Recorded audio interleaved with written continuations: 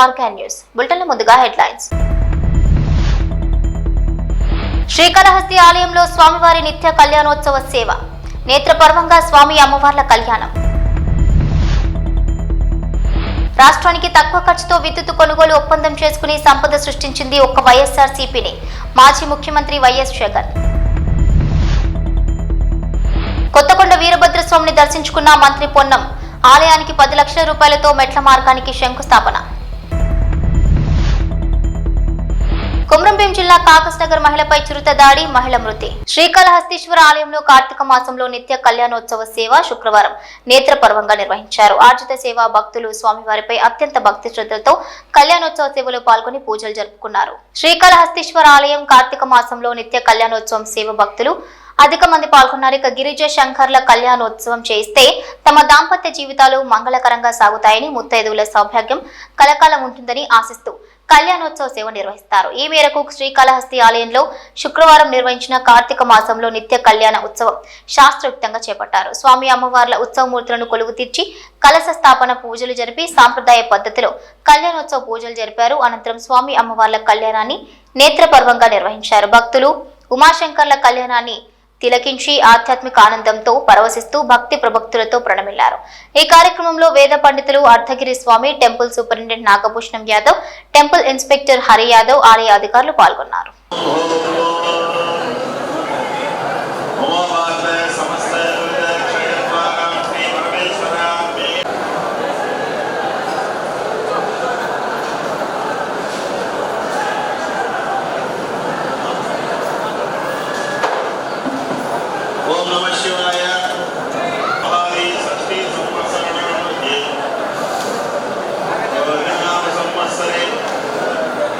దక్షిణాయనే సరస్వతో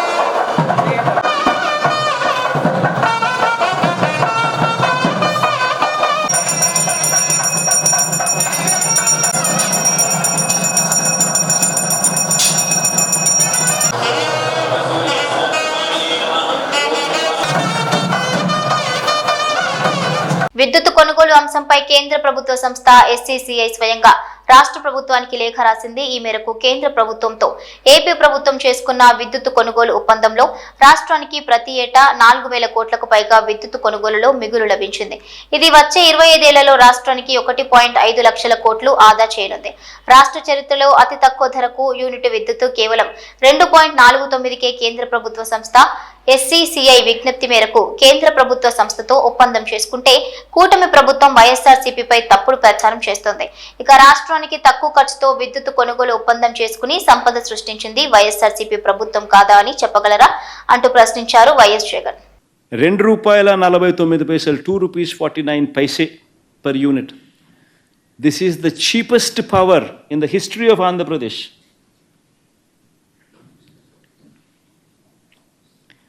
history of ఆంధ్రప్రదేశ్లో ఇది cheapest power. మూడో టేకవే, ఇంకా అక్కడే ఉన్నాం మనం. ఇంకా మూడో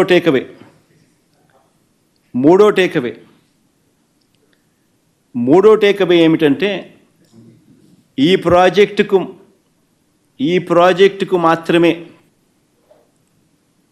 inter state transmission charges waiver అంటే ఉండవు అని కేంద్ర ప్రభుత్వం యాజ్ ఎ స్పెషల్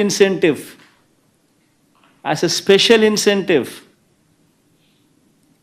కేంద్ర ప్రభుత్వం రాష్ట్ర ప్రభుత్వానికి స్పెషల్ ఇన్సెంటివ్ ఇస్తూ లేఖలో మెన్షన్ చేయడం. నేను ఇవాళ మిమ్మల్ని అందరినీ కూడా అడుగుతా ఉన్నా, సంపద సృష్టి అంటే ఏమిటి అని. ఇంకొక ఎగ్జాంపుల్ కూడా చెప్తాం మీకు సంపద సృష్టి మీద. ఒకసారి గమనిస్తే average cost of procurement in Andhra Pradesh ఎంత అని చెప్పి ఒకసారి చూస్తే ₹5.10. మనకు 17,000 మిలియన్ యూనిట్స్,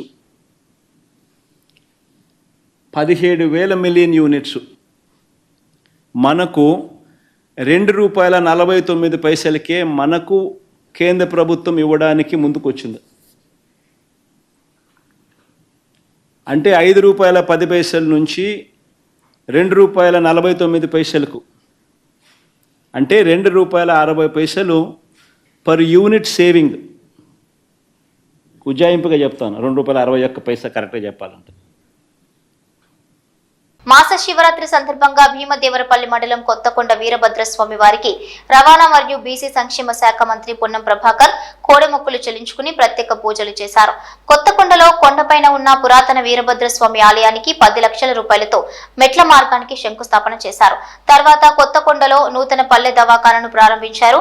మంత్రి మాట్లాడుతూ ఈ రోజు మాస శివరాత్రి సందర్భంగా భద్రకాళి సమేత వీరభద్రస్వామి ఆశీర్వాదం తీసుకోవడం జరిగింది. తెలంగాణ రాష్ట్రం అన్ని రకాలుగా అభివృద్ధి చెందాలని, మంచి వర్షాలతో, ప్రకృతితో, వ్యవసాయం, పరిశ్రమలు, ఆర్థిక ఇబ్బందులు లేకుండా రాష్ట్ర ప్రజలకు అన్ని రకాలుగా ప్రయోజనాలు కలగాలని, ప్రజలు ఆయురారోగ్యాలతో సుఖ సంతోషాలతో ఉండాలని ఆ దేవుడిని కోరుకున్నారు. ఇక ప్రభుత్వం తరపున అనేక రకాల కార్యక్రమాలు చేపడుతున్నామని, ఇప్పటికే 2 లక్షల రూపాయల వరకు రుణమాఫీ జరిగింది. కుటుంబ నిర్ధారణ పూర్తయి 2 లక్షలలోపు రుణమాఫీ ఉన్నవారు 4 లక్షల మందికి రేపు రుణమాఫీ జరుగుతుంది. ప్రభుత్వం ఉచిత ఆర్టీసీ బస్సు, 200 యూనిట్ల ఉచిత విద్యుత్, 500కి గ్యాస్ అందిస్తుంది. నియోజకవర్గానికి 3,500 ఇందిరమ్మ ఇళ్ల ఎంపిక జరుగుతోంది. త్వరలోనే రేషన్ కార్డులు వస్తాయని అన్నారు. మాస శివరాత్రి సందర్భంగా శ్రీ భద్రకాళి సమేత శ్రీ కొత్తకొండ వీరభద్ర స్వామి గారి ఆశీస్సులు తీసుకొని తెలంగాణ రాష్ట్రం అన్ని రకాలుగా అభివృద్ధిలోకి రావాలని,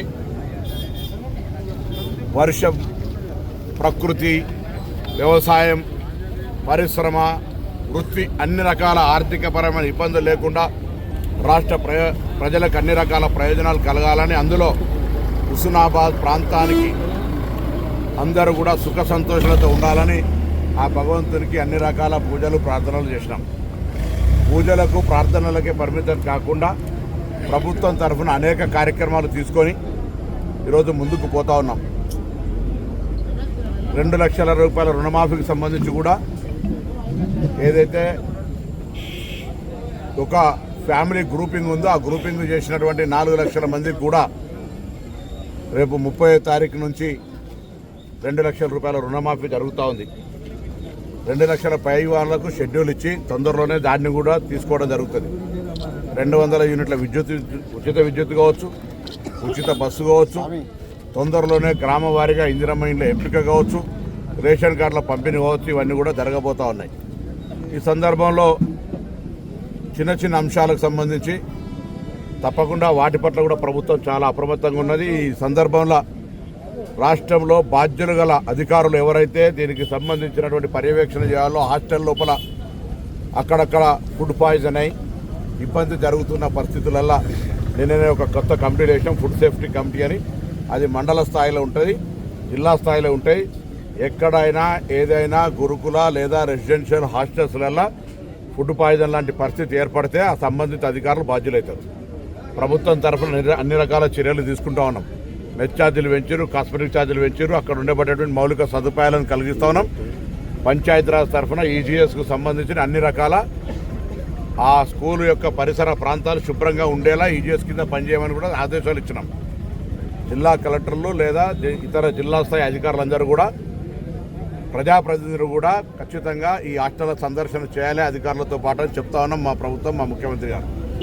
సో వీటి పట్ల ప్రత్యేక శ్రద్ధ తీసుకొని నేను కూడా ఒక బ్యాక్వర్డ్ క్లాస్ వెల్ఫేర్ మినిస్టర్గా నేను అందరికీ విజ్ఞప్తి చేస్తున్నా. ఇది ఒక సామాజిక బాధ్యత. పిల్లలు తల్లిదండ్రులను వదిలిపెట్టి మీ సంరక్షణలో పెరుగుతున్నటువంటి వాళ్ళను మన పిల్లల్లాగా చూసుకునేటువంటి బాధ్యత ఆయా పాఠశాలలో పనిచేస్తున్నటువంటి టాప్ టు బాటం ఉద్యోగులందరిది. ఎక్కడ నిర్లక్ష్యం వహించినా ప్రభుత్వం ఉపేక్షించదు, తగిన చర్యలు తీసుకుంటుందనే మాట ఈ సందర్భంగా మనం చేస్తున్నాం. రాజకీయానికి వస్తే ఇవాళ దీక్షా దివస్ పేరు మీద టీఆర్ఎస్ పార్టీ చేస్తూ ఉన్నది. సంతోషం. దీక్షా దివస్ మీకు తెలుసు, దీక్షా దివస్లో నిరాహార దీక్ష విరమింప చేస్తే ఆ కాడిని విద్యార్థులు, ఉస్మానియా విద్యార్థులు ఎత్తుకున్నారు. మళ్ళీ నేను ఇలా ఈ దినం రోజు రాజకీయంగా ఎక్కువ విమర్శలు చేయదలుచుకోలేదు, కానీ ఒక్కసారి ఆత్మవిమర్శ చేసుకోండి. మేము తెలంగాణ ఎంపీలుగా తెలంగాణ సాధనలో ఏ పాత్ర పోషించినామో, తెలంగాణ ఇవ్వాలనే దృఢ సంకల్పంతో ఒకవేళ సోనియా గాంధీ గారు లేకుండా ఉంటే తెలంగాణ రాష్ట్రం ఏర్పడేదా ఒకసారి ఆలోచన చేసుకోవాలి. అటువంటి సోనియా గాంధీ గారిని పట్ల కృతజ్ఞులుగా కాకుండా కృతజ్ఞతలుగా ఉండేటువంటి ప్రయత్నం చేయండి అన్ని రాజకీయ పార్టీలు. మరి ఈరోజు పరిస్థితులలో భారతీయ జనతా పార్టీ నాయకత్వం కూడా మరొకసారి జవాబు చెప్పాల్సిన అవసరం ఉన్నది. తెలంగాణ రాష్ట్ర ఏర్పడేటటువంటిది దీర్ఘకాలిక ప్రజల ఆకాంక్ష. ఈ తెలంగాణ సాధించుకోవాలని అనేక మంది ప్రాణాలు అర్పించినారు. తెలంగాణ సాధన కొరకు ఒక దశాబ్దాల కాలంగా పోరాటం జరిగింది. అటువంటి తెలంగాణ ప్రజాస్వామికంగా సోనియా గాంధీ గారి నిర్ణయం మేరకు ఆనాడు ఉన్నటువంటి అందరూ కూడా పార్టీలు కలిసి పార్లమెంట్లో బిల్ పాస్ చేసుకుంటే తల్లిని చంపి బిడ్డను ఎత్తుకెళ్లారని, తెలంగాణ దేశ విద్రోహులుగా వ్యవహరించారని, తలుపులే తెచ్చుకున్నారని మాట్లాడుతుంటే చీము నెత్తురు తెలంగాణ రక్తమున ఏ బీజేపీ నాయకుడు ఎందుకు మాట్లాడతలేరని అడుగుతా ఉన్నాం. ఇవాళ అది తప్పు. తెలంగాణ ప్రజల ఆకాంక్ష అని చెప్పలేకపోతున్నారు ఎందుకని అడుగుతా ఉన్నాం. తెలంగాణకు బడ్జెట్ నిధులు ఇవ్వకపోతే కేంద్రం తరఫున ఎందుకు అడగలేకపోతా ఉన్నారు? మన ప్రధానమంత్రితో సమావేశమైన ఎంపీలు మీకు బాధ్యత లేదా అని అడుగుతా ఉన్నాం. తెలంగాణ మొత్తంలో వరదలలో ఇబ్బంది పడి 10,000 కోట్లు 10,000 కోట్ల నష్ట ప్రతిపాదనలు ఇస్తే ముష్టి 400 కోట్లు ఇస్తే మీకు కనీసం బుద్ధి జ్ఞానం కలుగుతలేదా అని అడుగుతా ఉన్నాం. ఇటువంటి పరిస్థితులలో తెలంగాణ ప్రయోజనాల కొరకు, తెలంగాణ ప్రజాస్వామిక పరిపాలన కొరకు 1 సంవత్సరం పూర్తి చేసుకున్న సందర్భంలో అనేక రకాల ఉత్సవాలు జరుగుతూ ఉన్నాయి. తప్పకుండా మిగతా అన్ని కార్యక్రమాలు కూడా చేస్తామనే విశ్వాసాన్ని ఇస్తా ఉన్నాం. ఆర్థికపరమైన పరిస్థితి మీకు తెలిసి రాష్ట్రంలో 7.5 లక్షల కోట్ల అప్పు చేసినటువంటి పరిస్థితుల్లో కూడా ఎటువంటి ఏ ఇబ్బంది లేకుండా 1వ తారీఖు జీతాలు ఇచ్చే కార్యక్రమం పెట్టుకోను. అన్ని రకాల కార్యక్రమాలను ఎక్కడ ఇబ్బందులు కూడా కొనసాగిస్తాను. తప్పకుండా భవిష్యత్తులో ఇంకా మరింతగా ప్రజలకు అన్ని రకాలుగా సేవలు అందించే విధంగా, అందుబాటులో ఉండే విధంగా ఈ ప్రజాపాలన ప్రభుత్వం కొనసాగుతుంది. కాగజ్ నగర్ మండలం ఈస్గాం ఏరియా సమీపంలో ఓ మహిళపై పులి దాడి చేసింది. పత్తి చేనులో పనిచేస్తున్న మహిళపై దాడి చేసింది. ఇక మహిళకు తీవ్ర గాయాలు కావడంతో ఆమెను ఆసుపత్రికి తరలించారు. ఆసుపత్రిలో చికిత్స పొందుతూ ఆమె మరణించింది. మృతురాలు కాగజ్ నగర్ మండలం గన్నారంకు చెందిన మోర్ల లక్ష్మీబాయిగా గుర్తించారు. దీంతో కాగజ్ నగర్ అటవీ శాఖ గేట్ ఎదుట గంట పాటు ఆందోళన చేశారు. అటవీ అధికారులు రాకపోవడంతో అటవీ శాఖ కార్యాలయంలోకి మృతదేహాన్ని తీసుకుని వెళ్లారు బీజేపీ నాయకులు మరియు మృతురాలి కుటుంబ సభ్యులు. మండలంలోని గన్నారం గ్రామంలో మరి ఏదైతే మోర్ల లక్ష్మి పత్తి చేనులో పత్తి ఏరే నిమిత్తమై వెళ్ళినప్పుడు అకస్మాత్తుగా పెద్దపులి దాడి చేసి మరి మరణానికి కారణమైంది. మరి వారి కుటుంబానికి మేము ప్రగాఢ సానుభూతి తెలియజేస్తూ మరి మా నాయకులు కోనప్ప గారు వచ్చిన తర్వాత ప్రభుత్వ అధికారులు పెద్ద మంత్రి దృష్టికి తీసుకెళ్ళి వారికి నష్టపరిహారం కానివ్వండి ఏ విధంగానైనా వాళ్ళ కుటుంబాన్ని అన్ని రకాలుగా ఆదుకుంటామని చెప్పి మరి రెండవది ఇందులో ఫారెస్ట్ అధికారుల నిర్లక్ష్యం కూడా కనబడతా ఉంది. మా యొక్క ప్రభుత్వంలో ఫారెస్ట్ అధికారులలో టైగర్ ట్రాకర్లను, వాచర్లను, బీట్ అధికారులను, సెక్షన్ అధికారులు అంటూ ఒక పెద్ద వ్యవస్థే ఉంది.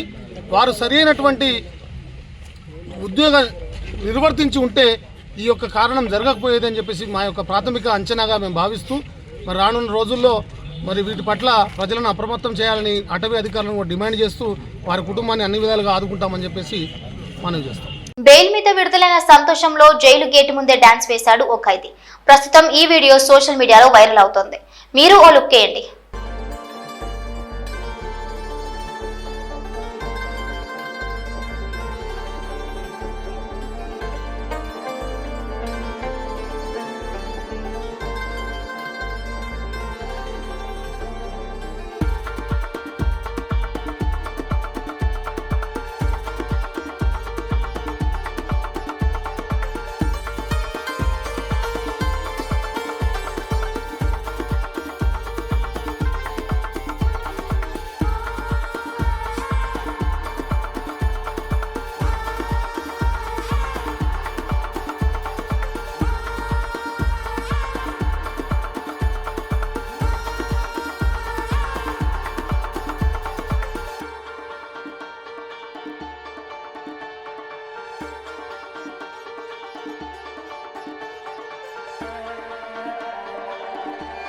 డ్రగ్స్ కు వ్యతిరేకంగా తెలంగాణ ప్రభుత్వం చేస్తున్న కృషికి మద్దతుగా అల్లు అర్జున్ ఓ వీడియోను రిలీజ్ చేశారు. ఇటీవల పెద్ద సినిమాలకు టికెట్ రేట్లు పెంచాలంటే ఆ cinema hero anti drugs video ఒకటి చేసి ఇవ్వాలని తెలంగాణ సీఎం రేవంత్ రెడ్డి ప్రకటించిన విషయం తెలిసిందే. ఈ నేపథ్యంలో డ్రగ్స్ కు వ్యతిరేకంగా తెలంగాణ ప్రభుత్వం చేస్తున్న కృషికి అల్లు అర్జున్ మద్దతు తెలిపారు. డ్రగ్స్ తీసుకుంటే తెలంగాణ ప్రభుత్వ టోల్ ఫ్రీ నంబర్ 1908 కు ఫోన్ చేయాలని సూచించారు. ఈ మేరకు బన్నీ స్పెషల్ వీడియో షేర్ చేశాడు. నమస్తే. మీకు తెలిసిన వాళ్ళు ఎవరైనా డ్రగ్స్ తీసుకుంటూ ఉంటే Telangana anti narcotics bureau toll free number 1908 phone చేయండి. వాళ్ళు వెంటనే డ్రగ్ యాడిక్ట్స్ ని రీహాబ్ సెంటర్ తీసుకెళ్లి వాళ్ళ మామూలు మనుషులు అయ్యేంత దాకా జాగ్రత్తలు తీసుకుంటారు. ఇక్కడ గవర్నమెంట్ ఉద్దేశం వాళ్ళని పనిష్ చేయడం కాదు, వాళ్ళకి హెల్ప్ చేయడం. నెంబర్ గుర్తుంది కదా, 1908. Let's help the victims for better society. మంత్రి కొండా సురేఖకు నాంపల్లి కోర్టు సమన్లు జారీ చేసింది. అక్కినేని నాగార్జున వేసిన పరువు నష్టం పిటిషన్ పరిశీలించిన కోర్టు సురేఖకు సమన్లు జారీ చేసింది. 356 బిఎన్ఎస్ యాక్ట్ కింద కేసు నమోదు చేసిన నాంపల్లి ప్రజాప్రతినిధుల కోర్టు డిసెంబర్ 12న వ్యక్తిగతంగా హాజరు కావాలని కోర్టు ఆదేశించింది. నెల్లూరు జిల్లా పెంచలకోన వద్ద చిరుత సంచరిస్తూ కొందరి భక్తుల కంటపడింది.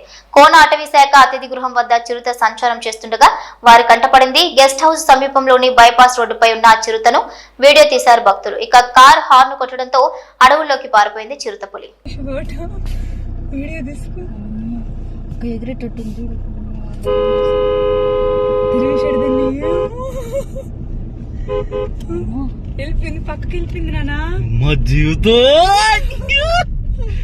ఏపీ నుంచి పూణేకు తరలి వెళ్తున్న 53 లక్షల విలువ చేసే గంజాయిని భద్రాచలం ఆర్టీఓ చెక్పోస్ట్ వద్ద పట్టుకున్నారు. ఆంధ్రప్రదేశ్ డొంకరాయి నుంచి మహారాష్ట్రలోని పూణేకు 210 కేజీల గంజాయిని కారులో తరలిస్తూ ఉండగా భద్రాచలం ఆర్టీఓ చెక్పోస్ట్ వద్ద Bhadrachalam excise police station CI Rahim ఉనిసా Begum మరియు సిబ్బంది కలిసి పట్టుకున్నారు. పట్టుకున్న 210 కేజీల గంజాయి విలువ 53 లక్షలు ఉంటుందని అంచనా. ఇక గంజాయితో పాటు 5 లక్షల విలువ చేసే కారు, 2 సెల్ ఫోన్లను స్వాధీనం చేసుకున్నారు. గంజాయిని పట్టుకున్న భద్రాచలం ఎక్సైజ్ పోలీసులను సిఐ రహీం ఉనిసా బేగం, ఎస్ఐ సిబ్బందిని excise enforcement director VB Kamal Haasan Reddy, joint commissioner Qureshi, assistant commissioner G Ganesh అభినందించారు.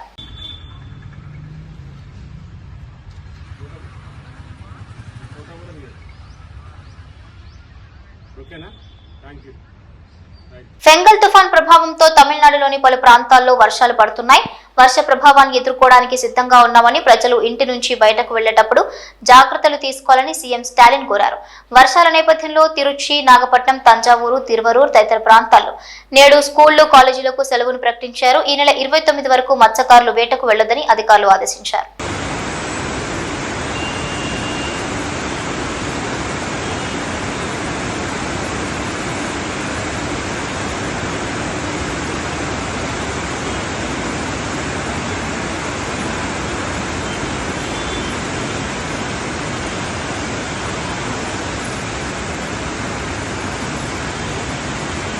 తిరుపతి జిల్లా టాలీవుడ్ స్టార్ హీరోయిన్ కీర్తి సురేష్ ఈ రోజు ఉదయం తిరుమల శ్రీ వెంకటేశ్వర స్వామివారిని దర్శించుకున్నారు. కుటుంబ సభ్యులతో కలిసి స్వామివారి సేవలో పాల్గొన్నారు. ఇక ఈ సందర్భంగా కీర్తి సురేష్ తన పెళ్లిపై వస్తున్న వార్తల గురించి మీడియా ప్రశ్నించగా తిరుపతిలో తన పెళ్లిపై మరోసారి క్లారిటీ ఇచ్చింది కీర్తి. తన పెళ్లి ఎప్పుడు ఎక్కడో వివరించింది. అయితే ఈ సందర్భంగా కీర్తి సురేష్ మాట్లాడుతూ త్వరలోనే పెళ్లి చేసుకోబోతున్నట్లుగా తెలిపారు. గోవాలో వచ్చే నెల తన వివాహం జరగనుందని చెప్పుకొచ్చింది. ఇక పెళ్లి దగ్గర పడుతుండటంతో శ్రీవారి దర్శనం కోసం తిరుమలకు వచ్చినట్లుగా తెలిపారు. డిసెంబర్ 11, 12 తేదీల్లో తమ వివాహం జరగనుందని స్వయంగా తెలిపారు కీర్తి సురేష్. అలాగే నెక్స్ట్ తను చేసిన బేబీ జాన్ సినిమా రాబోతోందని తెలిపింది. ఇకపోతే తన చిన్ననాటి స్నేహితుడైన యాంటోనీతో చాలా కాలంగా ప్రేమలో ఉంది ఈ భామ. దాదాపు 15 ఏళ్ల రిలేషన్ లో ఉన్న కీర్తి పెద్దలను ఒప్పించి వచ్చే నెల గోవాలో వివాహం చేసుకోబోతుంది.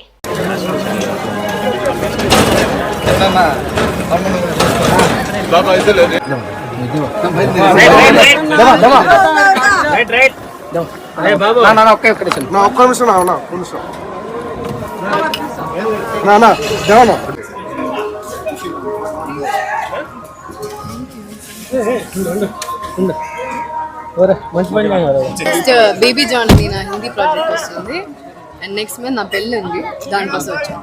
ఎక్కడ మన పెళ్ళి ఎక్కడ? గోవాలో జరిగింది. Thank you. కాకినాడ పోటీ నుంచి రేషన్ బియ్యం అక్రమ రవాణా జరుగుతుండటంపై డిప్యూటీ సీఎం పవన్ కళ్యాణ్ ఆగ్రహం వ్యక్తం చేశారు. ఇలాంటి ఘటనలను పట్టించుకోవాలి కదా అంటూ స్థానిక ఎమ్మెల్యే వనమాడి వెంకటేశ్వరరావు పోర్టు అధికారులపై మండిపడ్డారు. ఇటీవల 640 టన్నుల బియ్యాన్ని పట్టుకున్న ప్రాంతానికి నౌకలు వెళ్లారు. ఈ పోర్టు నుంచి గత పాలనలో మొదలైన అక్రమ రవాణా ఇప్పటికీ కొనసాగుతోంది. జవాబుదారీతనం లేదు అని పవన్ కళ్యాణ్ ట్వీట్ చేశారు.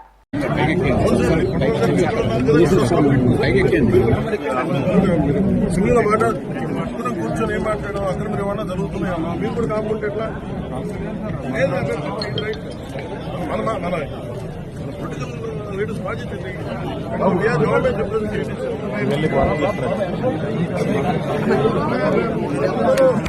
ఫైట్ చేసింది, కొట్లాడింది అక్రమ రవాణా బియ్యం ఉన్నది.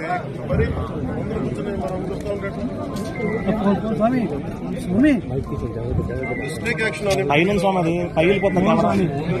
ఇవి బులెటిన్ అప్డేట్స్.